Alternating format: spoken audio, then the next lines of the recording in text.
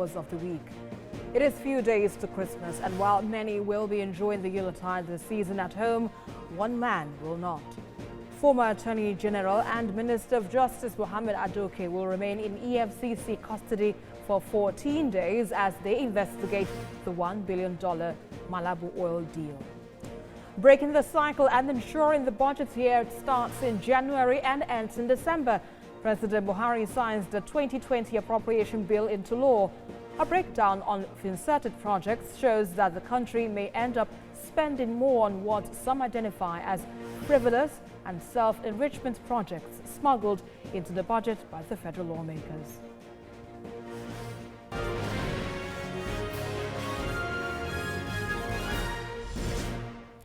An Abuja High Court has granted EFCC 14 days to detain former Attorney General of the Federation, Mohammed Adoke.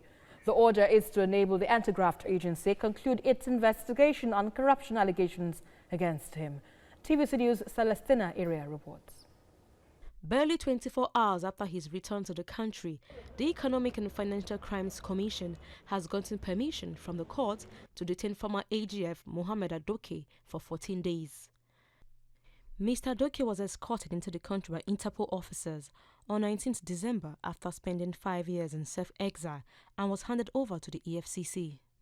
The Economic and Financial Crimes Commission had in 2017 filed charges against Shell Nigeria Exploration Production Company Limited and 10 others, including Mr. Adoke and Nigeria Egypt Exploration Limited. The anti-graft agency accused the defendants of fraudulently allocating the oil prospecting license 245, otherwise known as Malabu Oil. They were also accused of other forms of offences involving the sum of about $1.2 billion, forgery of bank documents, bribery and corruption. The alleged $1.2 billion scam involved the transfer of the OPL 245 purportedly from Malabu Oil and Gas Limited to Shell Nigeria Exploration Production Company Limited and Nigeria Egypt Exploration Limited. The exporting application was moved by counsel to the EFCC, Fatima Mustafa, and was granted by Justice Uthman Musa of the FCT High Court Buhari, sitting as a vacation judge at the FCT High Court Maitama. Celestina Area, TVC News, Abuja.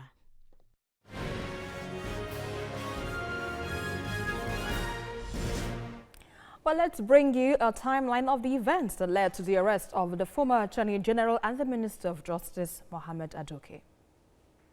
The Malabu Oil deal seemed to be the beginning of the travails of Senior Advocate of Nigeria, Mohammed Adoke. He was Attorney General of the Federation and Minister of Justice from April 2010 to May 2015. Mr. Adoke was invited on 28th of December 2015 by the Economic and Financial Crimes Commission for questioning over the Malabu Oil deal. The EFCC officially filed charges against the former Attorney General on 21st of December 2016 on a 9-count charge that he approved a transfer transaction of $1.1 billion to Nigerian bank accounts managed by former Minister of Petroleum Danny Tete when he was in office. The $1.1 billion was allegedly paid by Royal Dutch Shell and Eni to the federal government account for OPL 245 oil block. On 17th of April 2019, a high court in Abuja issued a warrant of arrest for Mr. Adoke and 4 others for failing to appear at trial in connection with the oil deal. But in October, the warrant was nullified by the same judge that issued it, giving Mr. Adoke renewed confidence to travel out of the country. The red notice issued against him after the warrant was not withdrawn by the government. Hence, Mr. Adoke was arrested by Interpol in the United Arab Emirates and handed over to the country's authorities, where he was held for 5 weeks. Earlier this month, he wrote the General Secretariat of Interpol in France to demand his release. News, however, came in on Thursday morning that Mr. Adoke left Dubai for Nigeria after the 5-week legal deadlock. Although he maintains that he is voluntarily returning to the country without pressure from the police in Dubai or anyone else, the EFCC says his return is due to the legal tussle and allegations he has to answer to. The former Attorney General has always maintained that the case brought against him by the EFCC was politically motivated and he did nothing wrong in the OPL 245 affair.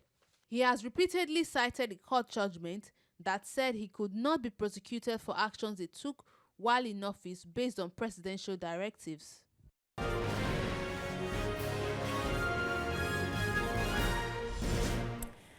Well, joining me to discuss this matter, I have in the studio Mohammed Ubani, lawyer and former vice chairman, Nigerian Bar Association. Good to have you here on the program.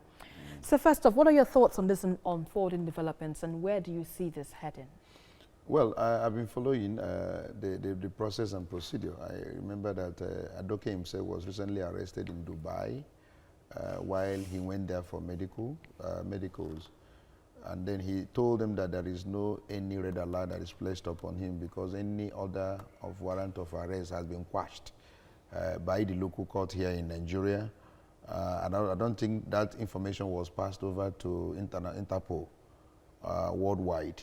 Then his lawyers had to produce that evidence that that particular warrant of arrest had been quashed. It is based upon that they released him, but the understanding is that he must be heading back to Nigeria in order to go and face whatever charges are against him. So it is very important that Adoke comes back to Nigeria to face his trial. I don't believe that if anyone is accused of any crime that he should run away, especially when that person has made an open statement that I did no wrong. So it will be improper for you to be running away against the law. You better come back. So what he has done now is to come back. And I expect that the EFCC should hasten whatever thing they want to do in order to ensure that he is arraigned before the court. Already the charges have been filed, even before now. So they should be interested, more so when they have alleged that there are indictable offenses against him, that there is wrongdoing, despite the fact that the man has said that he has not committed any crime. And so if they have that sufficient evidence that will actually be enough for the prosecution to commence, then I think we should be heading to the court. So if Adoke says he committed no wrong and he just carried out the president's directives, do you think that this could be a media trial on the part of the anti-graft agency? Well, that would be speculative for me. Okay. It is important the court get to know what evidence that the EFCC has against Adoke. I heard Mago clearly, the acting chairman, severally has opined that, look, this man has committed wrong, that he is alleged to have committed crime and they have evidence of his wrongdoing. So what we'll be interested now for the evidence to be produced before the court. So if the man is saying, look, whatever I did as the Attorney General of the Federation, I acted on presidential directive and possibly maybe Federal Executive Council resolution for him to do anything, and then you are holding him now liable, I think the court now will be in a better position to look at the entire evidence surrounding circumstances before they can make any conclusion. So whatever it is now, let the trial commence. So we're interested that he is now back. It's no longer issue of, oh, the man is abroad. The man has come back and you are now, with him.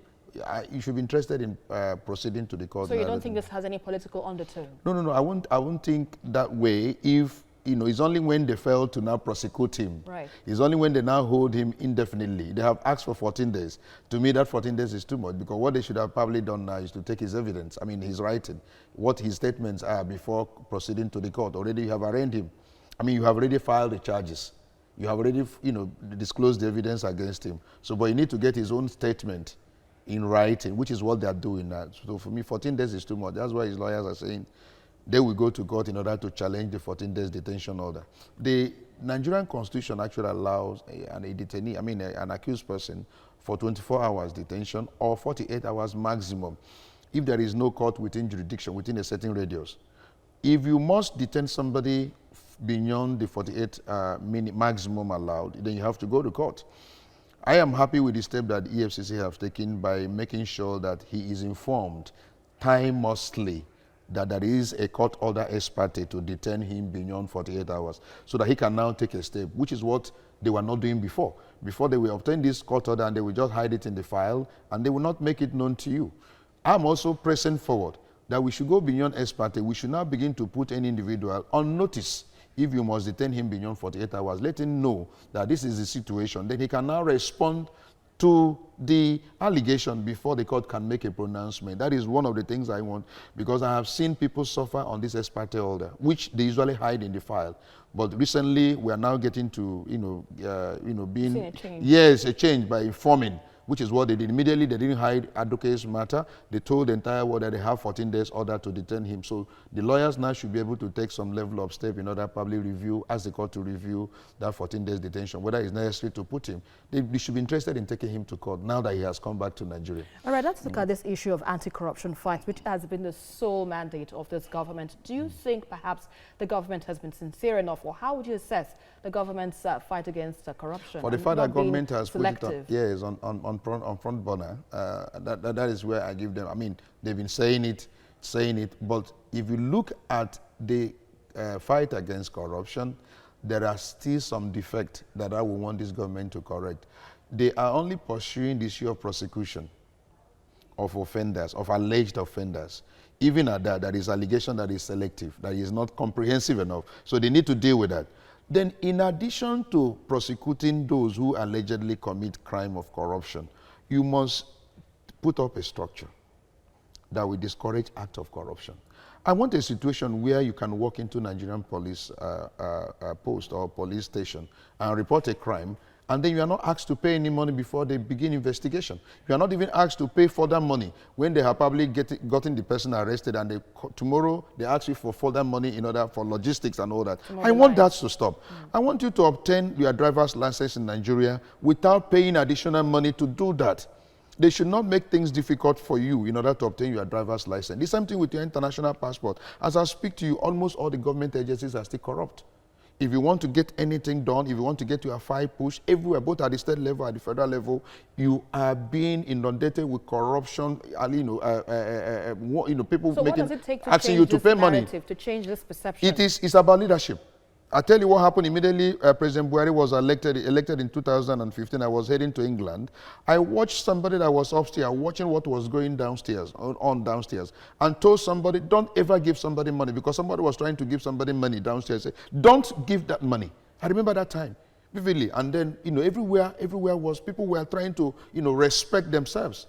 All of a sudden, after 2 months, everyone went back to their old ways. If you are going to Nigerian airport now, virtually everyone is begging you from the immigration, from the custom, and that is wrong. It doesn't happen anywhere in the world except Nigeria. I've been to Ghana, I'm talking about smaller countries. Then all the developed countries, nobody asks you money at the airport. So it's a question of our reputation as a nation. So what I'm saying that almost all the agencies today have gone back to their old ways of demanding money. Nobody does anything. Even people who have been paid salary in Nigeria still demand money before they can perform the official function. Can you have a country run that way? And the president says either we kill corruption or corruption will kill us. So it's not only in prosecuting. What they are doing is only in prosecution. Even as I said earlier, people are saying it's selective. But we must go further to lay a structure that discourages act of corruption. Make things available. If somebody in immigration wants to give me international passport, make that particular booklet to be available and watch out whether those booklets are available. And they're now saying it's not available because it is there. They make it impossible for you now to have. They say it's not. There are no booklets, so you have to now see them behind the scene and then pay more money. Why can't we make things to be easy for everyone in this country and avoid this act of corruption? I see us going back again, even in a worse manner. Even before the president came in and was talking about corruption killing us. So I'm saying, let there be a structure in place so that even if Buhari goes out of government, we can have a country where people fear the act of corruption, knowing fully where there are going to be consequences. All right, and that's a fine place to leave it. But let's have more on this still to come. President Buhari may have signed the 2020 appropriation bill into law, but anti-corruption agents and activists say they have identified frivolous self-enrichment projects smuggled into the budget by the federal lawmakers. We have to look at that figures and facts in just a moment.